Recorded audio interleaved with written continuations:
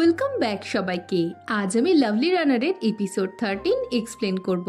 যারা আগের এপিসোডগুলো দেখোনি, ডেসক্রিপশনে লিংক দেওয়া আছে, ওখানে ক্লিক করে দেখে নাও। আর নতুন হলে চ্যানেলটা সাবস্ক্রাইব করে দাও। তো চলো শুরু করা যাক। তো এপিসোডের শুরুতে ইমসল বুঝতে পারে তার ফিউচার চেঞ্জ হয়ে গেছে। এতে সে অনেক ঘাবড়ে যায়। পরের সিনে বাড়ি ফেরার জন্য সকলে স্টেশন আসে। ইমসলকে চিন্তিত দেখে সঞ্জয় প্রশ্ন করলে ইমসল বলে সে ঠিক আছে। এরপর ট্রেনে ইমসল সঞ্জয়ের দিকে কিছুক্ষণ তাকিয়ে থেকে তার চোখ বন্ধ করে। সঞ্জয় গান শোনার জন্য তাকে ডাকলে ইমসল চোখ খুলে অবাক হয়। সঞ্জয়কে পাশে দেখে সে চলে যেতে গেলে সঞ্জয় তাকে আটকায়। ইমসলের মুখ দেখে সে ভাবে 20 বছরের ইমসল হয়তো আবারও ফিরে এসেছে, কিন্তু ইমসল আসলে সঞ্জয়কে বাঁচানোর জন্যই এই অভিনয়টা করছিল। সঞ্জয় ট্রেন চলে গেলে ইমসল বলে, এবার আমি আমার ভাগ্য নিজেই বদলাবো, প্লিজ তুমি এবার এসো না। এই সময় পাশের ট্রেন থেকে কিম ইয়ন সু নামে। নেক্সট সিনে কিছুদিন আগের ঘটনা দেখি। ইমসল গুমকে একটা লটারির নাম্বার দিয়ে বলে এই নাম্বারটা যেন গুম মনে রাখে, এ থেকে গুম অনেক টাকা জিতবে। এই বলে সে মনে মনে ভাবে সে জুয়ের জন্য যতটা পারবে হেল্প করে যাবে। এরপর ইমসল সঞ্জয়ের সাথে দেখা করে। সঞ্জয় তাকে বার্থডে উইশ করে তাকে নিয়ে অ্যামিউজমেন্ট পার্কে যায়। ইমসল জানায় তার বাবা তাকে এখানে তার প্রতি জন্মদিনে নিয়ে আসতো।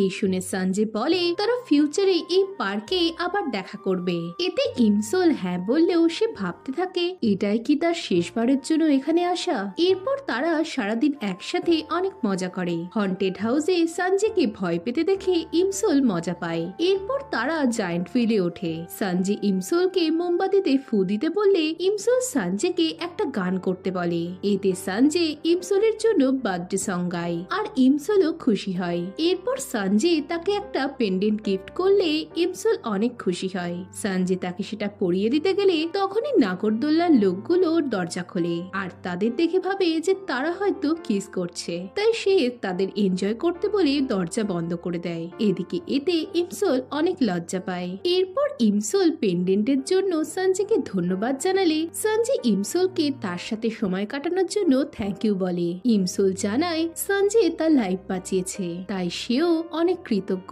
এই শুনে সঞ্জয় স্মাইল করে ইমসলকে কিস করে। এখন বর্তমানে ট্রেনে বসে সঞ্জয়ের ইমসলের বলা কথাগুলো মনে পড়ে যে ইমসল চলে গেলে সে সঞ্জয়কে কষ্ট পেতে বারণ করেছিল। এসব ভেবে সঞ্জয়ের চোখে জল আসে। অন্যদিকে ডিটেকটিভ কিম ইমসলের মাকে তার গত বছর কিডন্যাপিং এর ঘটনাটা জানিয়ে দিলে ইমসলের মা ইমসলকে ফোন করে তখনই সোল ফিরে আসতে বলে আর জানতে চায় সে কেন তাকে কিডন্যাপিং এর বিষয়টা জানায়নি। মা সব জেনে গেছে দেখে ইমসল ঘাবড়ে যায়। তার মা তখনই তাকে ফিরে আসতে বললে ইমসল বলে সে সঞ্জয়ের সাথে আছে, তাই চিন্তার কোনো কারণ নেই। এই শুনে ইমসলের মা একটু নিশ্চিন্ত হয়ে তাকে সঞ্জয়ের সাথেই থাকতে বলে। এরপর ইমসলের মা বাইরে এসে সঞ্জয়কে দেখে অবাক হয়। সঞ্জয় ইমসলের খোঁজ করলে তার মা বলে ইমসল এইমাত্র বলেছে যে সে সঞ্জয়ের সাথেই আছে। এই শুনে সঞ্জয় অবাক হয়। সে বুঝতে পারে ইমসল ফিউচারে ফিরে যায়নি। তার মনে পড়ে ইমসল গত রাতে বলেছিল কাল যদি সে ফিউচারে চলে যায় তবে সঞ্জয় যেন কষ্ট না পায়। এই মনে পড়ে সঞ্জয় বোঝে ইমসল তাকে মিথ্যে বলেছে। রাতে ডিটেকটিভ কিম তার পার্টনারের সাথে ইমসলের বলা জায়গায় কিম ইয়ন সুকে ধরার জন্য নজর রাখে। এই সময় তার পার্টনারের কাছে খোঁজ আসে যে কিম ইয়ন সুকে আজ বুসানে দেখা গেছে।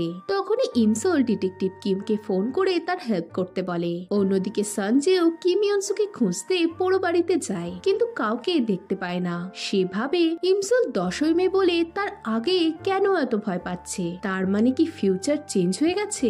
এই সময় বেক তাকে ফোন করে জানায় যে তার বাবা ইমসলকে সমুদ্রের ধারে বসে থাকতে দেখেছে। নেক্সট সিনে ইমসল সঞ্জয়ের সাথে কাটানো মুহূর্তগুলো ভাবতে থাকে। সে মনে মনে সঞ্জয়কে মিথ্যে বলার জন্য সরি বলে। এরপর সে একটা রেস্তোরাঁয় আসে। তার মনে পড়ে ভিশনে সে দেখেছিল সে এই রেস্তোরাঁয় বসেছিল। 7ই মে ভোর 5টায় দোকান বন্ধ হলে সে হাঁটতে শুরু করে আর লাল ইটের দেওয়ালের সামনে এলে কিম ইয়ন সু তাকে কিডন্যাপ করে। তাই ইমসল সে রেস্তোরাঁয় বসে ফোন অন করলে দেখে সে কোথায় আছে জানতে চেয়ে সঞ্জয় তাকে মেসেজ করেছে। এতে ইমসল মনে মনে আর কিছুটা ওয়েট করতে বলে। পরের সিনে ইমসল ডিটেকটিভ কিমের আসার জন্য ওয়েট করতে থাকে। তখনই ডিটেকটিভ কিম ফোন করে জানায় সে তার কাছাকাছি আছে। এই দেখে ইমসোল শান্তি পায়। এরপর ভোর 5টা বাজলে ইমসোল উঠে পড়ে হাঁটতে শুরু করে আর তাকে দেখে ডিটেকটিভ কিমও তার পিছু নেয়। এদিকে সঞ্জেও বুসান চলে আসে আর চারিদিক খুঁজে ইমসোলকে না পেয়ে সে পুলিশকে কল করে। অন্যদিকে কিম ইয়ন-সু ইমসোলের উপর নজর রাখছিল। ইমসোল লাল দেওয়ালের কাছে পৌঁছে কিম ইয়ন-সুর আসার অপেক্ষা করতে থাকে। তার কাছাকাছি কেউ চলে এলে সে ডিটেকটিভ কিমকে ডাকতে শুরু করে পেছনে তাকিয়ে এক পুলিশকে দেখে অবাক হয়। পুলিশটা জানায় তাদের কাছে একটা কল এসেছিল। অন্যদিকে কিম ইয়ন-সু তার কাজ করতে না পেরে বিরক্ত হয়ে যেতে থাকলে সঞ্জের সাথে তার ধাক্কা লাগে। সঞ্জে তাকে চিনতে পারলে সে তার পিছু নেয়। এদিকে বুসান পুলিশ ডিটেকটিভ কিমকে জানায় তাদের কাছে একজন ফোন করে বলেছে যে পিঙ্ক টপ পরা এক মেয়ে ডেঞ্জারে রয়েছে। এই শুনে ইমসোল বোঝে এটা সঞ্জের কাজ, তাই সে বিপদের আভাস পেয়ে খাদের ধারে যায় আর সেখানে পৌঁছে দেখে কিম ইয়ন-সু সঞ্জের পেটে চাকু বসিয়েছে। কিম ইয়ন-সু আবারও সঞ্জেকে মারতে গেলে ডিটেকটিভ কিম এসে তাকে ধরে ফেলে। এসবে ইমসোল হাঁ হয়ে যায় আর সঞ্জে ইমসোলকে আই লাভ ইউ বলতে বলতে নিচে সমুদ্রে পড়ে যায়। আর এবারেও ইমসোল তার সঞ্জেকে বাঁচাতে পারে না। নেক্সট সিনে 2023-এর ইমসোলকে দেখি। এবারেও জু ও কুমের বিয়ে হয়ে তারা সুখে ছিল।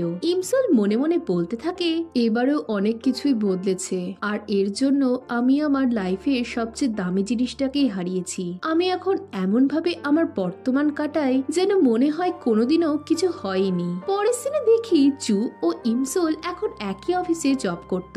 ইমসোলের কলিগ জানতে চায় বস কি আবারও ইমসোলের প্রজেক্টটা না করে দিয়েছে। এতে ইমসোল বলে বস বলেছে তার মুভিটা থ্রিলার বা রোমান্টিক কোনোটাই নয় আর সেটা নাকি থিয়েটারে কেউ দেখতেও যাবে না। এই শুনে জু রেগে বলতে থাকে তাদের বসের টেস্ট একদমই বাজে, নয়তো সে কেন হিরোর মতো একটা ফালতু ছবি প্রডিউস করবে। এই সময় সেখানে বস চলে আসে। জু বসের উপর হাসাহাসি করতে করতে হঠাৎ করে বসকে দেখে তার নামে গুণগান গাইতে শুরু করে। এরপর বস ইমসোলকে বলে তাদের মুভির হিরো ডোজিন কিসিং সিন করতে চাইছে না। এই শুনে ইমসোল অবাক হয়ে বলে রোমান্টিক মুভিতে কিসিং সিন না থাকলে কি করে হবে। বস ইমসোলকে বলে সে যেন সেটে গিয়ে ডোজিনকে বুঝিয়ে রাজি করায়। তাই নেক্সট সিনে ইমসোল সেটে গিয়ে ডোজিনের অনেক তারিফ করতে থাকে। সে শুটিং চলাকালীন ডোজিনকে ড্রিঙ্কস করতে দেখে অবাক হয়। ডোজিন ইমসোলকে ভুলভাল বলতে থাকলেও ইমসোল সেটা হজম করে ডোজিনকে বোঝায় যে রোমান্টিক মুভি কিসিং সিন ছাড়া ইনকমপ্লিট। সে জানতে চায় ডোজিন কেন এটা করতে চাইছে না। এতে ডোজিন বলে তার গার্লফ্রেন্ড তাকে বারণ করেছে।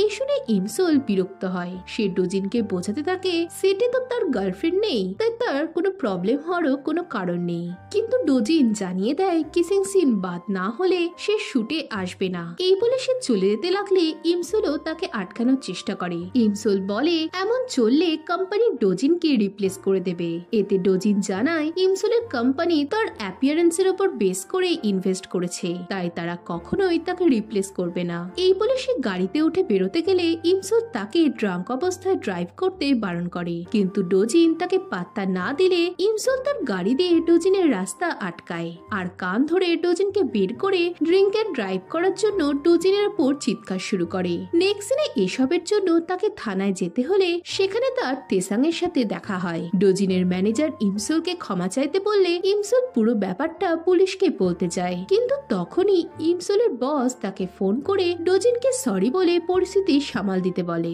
ইমসোল তাকে পুরো ঘটনাটা বলতে চায় কিন্তু বস তার কোনো কথা শুনে না, তাই তাকে অগত্যা ম্যানেজারকে সরি বলতে হয়। এতে ম্যানেজার তাকে ডোজিনকে সরি বলতে বলে। তাই পরের সিনে ইমসোল বিরক্ত হয়ে অ্যাপোলজি লেটার লিখতে থাকলে তেসাং তাকে জ্বালাতে থাকে। ইমসোল জানতে চায় সে পুলিশও গড়াদের পেছনে কি করছে। তেসাং বলে সে এখানে থাকতে ভালোবাসে। এই শুনে ইমসোল অবাক হয়। তেসাং জানায় সে ইমসোলকে অ্যাপোলজি লেটার লিখতে হেল্প করতে পারে, কিন্তু বদলে ইমসোলকে তাকে ট্রিট দিতে হবে।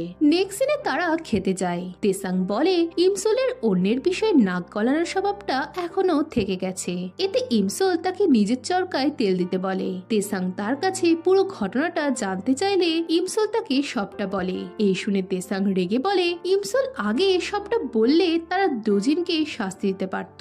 ইমসোল জানায় তার বস তাকে ক্ষমা চাইতে বলে বিষয়টা কভার আপ করতে বলেছে।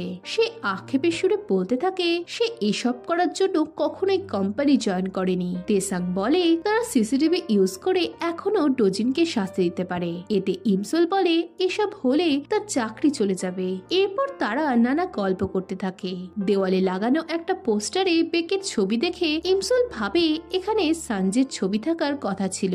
এই ভাবতে ভাবতে সে ড্রিঙ্কস করতে থাকলে তেসাং তাকে বারণ করে। এতে ইমসোল জানায় সে এতটুকুতে মাতাল হবে না। কিন্তু নেক্সট সিনে ইমসোল মাতলামো করতে থাকলে তেসাংকে তাকে পিঠে করে নিয়ে যেতে হয়। ইমসোল ঘুমিয়ে গেলে তেসাং তাকে একটা বেঞ্চে বসায়। এই সময় স্নোফল শুরু হলে ইমসোলের সানজের কথা মনে পড়ে। তার সাথে কাটানো সব মুহূর্তগুলো মনে পড়ে ইমসোলের চোখে জল আসে। সে কাঁদতে থাকলে তেসাং তাকে কমফর্ট করে। পরদিন তেসাং ইমসোলকে মেসেজ করলে ইমসোল তাকে গতকাল বাড়ি পৌঁছে দেওয়ার জন্য ধন্যবাদ জানায়। এরপর ইমসোল তার বসের কাছে গেলে বস জানতে চায় ইমসোল কেন তাকে বলেনি যে ডোজিন সেটে বসে ড্রিঙ্কস করছিল আর সে তার গার্লফ্রেন্ডের জন্যই কিসিং সিন করছে না। এতে ইমসোল জানায় সে ফোনে বলতে গিয়েছিল কিন্তু তার বস কোনো কথা শোনেনি। এই শুনে বস বলে সে সবকিছু দায়িত্ব নিচ্ছে। তার জন্য ইমসোলকে বিনা কারণে অ্যাপোলজি লেটার লিখতে হয়েছে বলে সে ইমসোলকে সরি বলে আর তার প্রজেক্টটা দেখাতে বলে। ইমসোল বলে এটা তো বস বাজে বলে রিজেক্ট করে দিয়েছিল।